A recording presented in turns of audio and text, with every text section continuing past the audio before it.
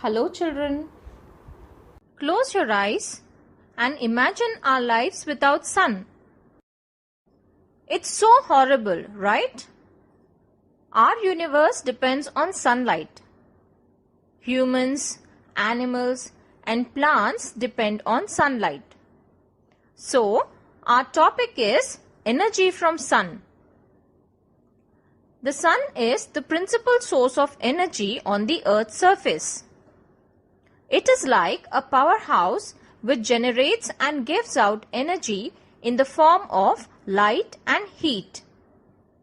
When a body gives out energy, it is called radiation. Energy which is constantly emitted by the sun is known as solar radiation. The solar radiation received on the surface of the earth is called insolation. Heat balance. The heat the earth receives from the sun is radiated back by the earth in different ways. As we saw, about 1/3 of it is immediately reflected back into the space. The rest heats up the surface of the earth, which in turn heats the atmosphere and eventually is radiated into the space. This complete radiation of the heat received from the sun is important. If the entire heat is not radiated back, then every day the amount of heat that remains will accumulate and it will become hotter and hotter. On the other hand, if the earth received less heat than it gave out in radiation, it would get cooler and cooler. You can see that while the sun's rays fall at about 90 degrees on the equator, they fall slantingly towards the poles. This is called the angle of incidence. High and low temperature. The highest temperature recorded is from a place called Azizia in Libya, which is in Africa, where in July 1922 the temperature reached 57.8 degrees Celsius. How to record temperatures? Note down the highest and the lowest temperature of the day by using 6 maximum to minimum thermometer. At the end of the month, note down all the maximum temperatures and calculate the average maximum temperature for the place by adding up all the maximum temperatures and dividing the total by number of days. In this way, we can get the average maximum temperature and average minimum temperature for the month. Moderate climate. In moderate climate, it is neither too hot in summers nor cold in winters. In extreme climate, the summers are too hot and the winters are too cold. The moderate temperature is generally found in coastal areas. Extreme climate. An extreme type of climate is an area on land or water that has extreme temperature differences or weather features. For example, Antarctica. A desert can easily get to 130 degrees Fahrenheit in the summer months, but also experience temperatures around freezing at night with little to no water year-round. Inversion. Sometimes, especially in mornings during winters, lower temperatures are found near the ground. You can see dewdrops on the grass due to condensation. The cooler temperatures near the ground level are due to less amount of insolation received due to the shorter days and excessive radiation due to the longer nights. This is called inversion. Temperature in places near and far from equator. The distance from the equator affects the climate of a place. At the poles, energy from the sun reaches the earth's surface at lower angles and passes through a thicker layer of atmosphere than at the equator. This means the climate is cooler further from the equator. Global warming. The recent increase in the world's temperature that is believed to be caused by the increase of certain gases such as carbon dioxide in the atmosphere. It is directly linked to the increase of greenhouse gases in our atmosphere, worsening the greenhouse effect. Introduction. The earth on which we live is full of diversity. While it is cool in morning, it gets warmer during the day and gets cooler again in the night. Similarly, temperature varies from place to place on the earth. Some regions are warmer, while some regions are so cold as they are covered by ice throughout the year.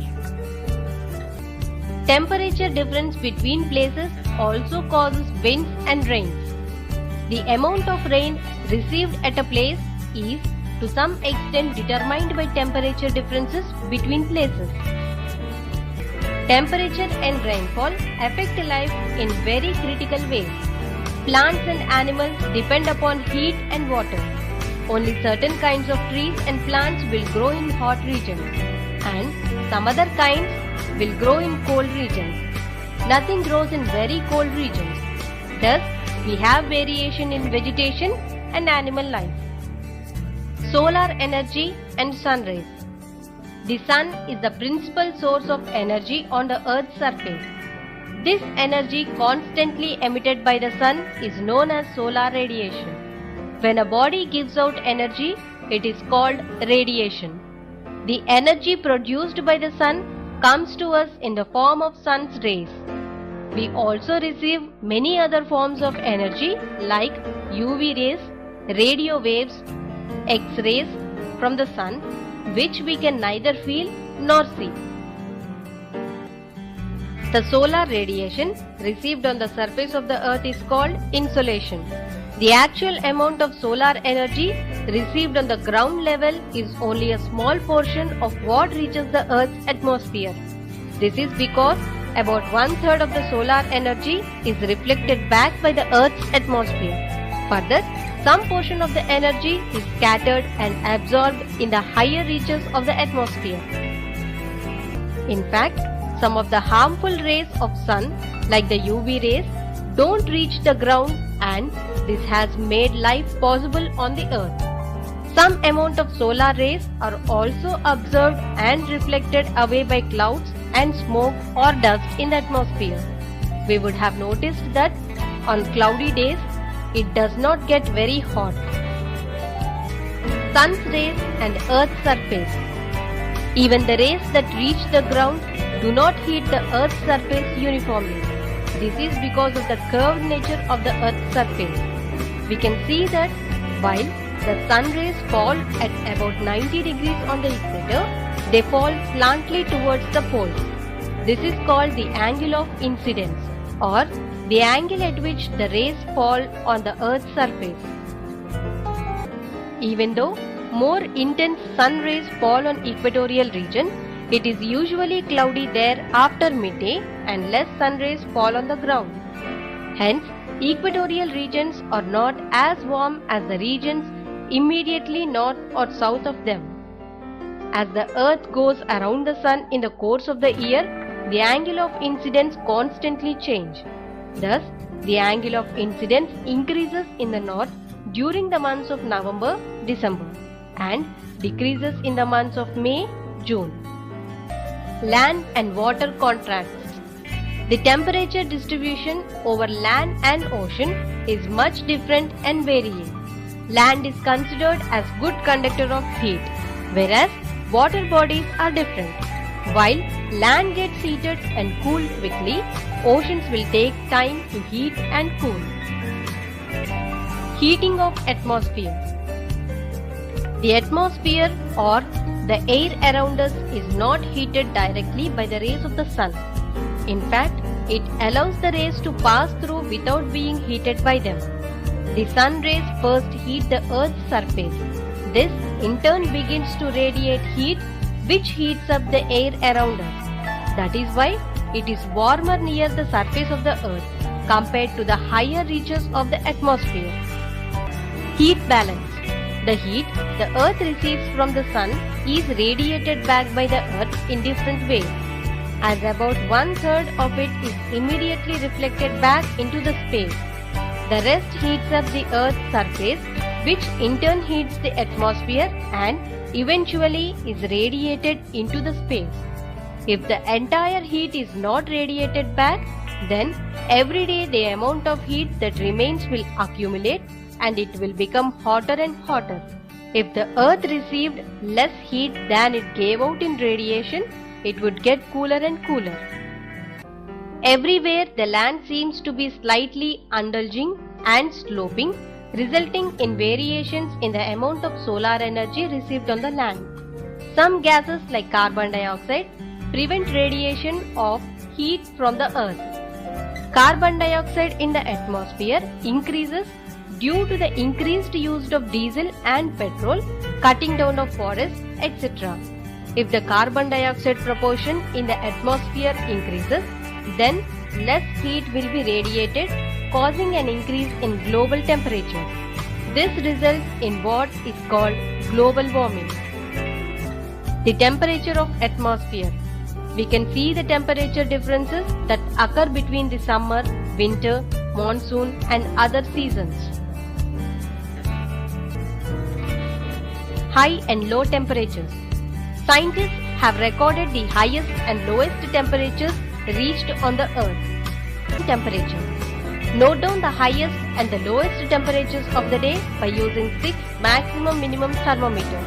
At the end of the month, note down all the maximum temperatures and calculate the average maximum temperature from the place. In this way, we can get the average maximum temperature and average minimum temperature for the month. Different places have different temperatures. Places that are near the sea and far away from the sea usually have different temperatures. Temperatures differ on the top of a mountain and at its foot. Temperature changes as we go north or south from the equator. Moderate and extreme climates. Panaji is on the seashore. It's difficult for the sun to heat up or cool down the sea. Since the sea doesn't get too hot or cold, the air above the sea also doesn't get too hot or cold. Therefore, places near the sea usually have temperatures that remain fairly constant throughout the year. They have moderate climate. In contrast to this, Hyderabad is far away from the sea. There is no moderating influence of the sea in Hyderabad. In the summers, the ground temperature rises very high and this heats up the air. In winters, the ground temperature falls and the air is also cold. This is called an extreme climate. Height and temperature. At the peak of summer, some people go from the plains to hilly places such as Ooty or Shimla to avoid the heat. Even in the summer months, the temperatures are low on high hills. The highest parts of a mountain generally have the lowest temperature. Temperature decreases with elevation. Usually, for every 1000 meters increase in elevation, the temperature falls by about 6 degrees centigrade. Due to the cooler temperatures, different kinds of plants grow on high hills and mountains. Inversion. Sometimes, especially in mornings of winters, cool temperatures are found near the ground. You can see dewdrops on the grass due to condensation. The cooler temperatures near the ground level are due to less amount of insolation received due to the shorter day and excessive radiation due to the longer nights. This is known as inversion. Temperatures in place near and far from the equator. We know that equatorial regions like Indonesia are quite hot throughout the year and they have no winter. As we go north or south from the equator, it becomes colder and there are separate summer and winter seasons. Places near the equator usually get more heat. Places farther away from the equator often have lower average temperatures for the year. Temperature maps. India is a vast sprawling country and the temperature varies in its different regions. If we want to find out which places are hotter and which are cooler, we can use a temperature map. Why is the north cooler in winter? The number of hours between sunrise and sunset is less, which results in recording less temperature and keeping the north cooler in winter. Interaction questions. Now children, I will be reading out few questions for you. You can think about the answers and jot them down, and we can discuss about these in the next class. The first question is, what is insolation? Second question, what is radiation? Question number 3, what is solar radiation? Question number 4, explain about heat balance. Question number 5, how can we record temperatures? Question number 6, what is global warming? Question number 7, give some examples of places of moderate climate. Question number 8, give some measures to control global warming. Okay children, with this we come to the end of the session. I hope in this class today you have learnt about how we get energy from the sun and how this energy is utilized. Thank you.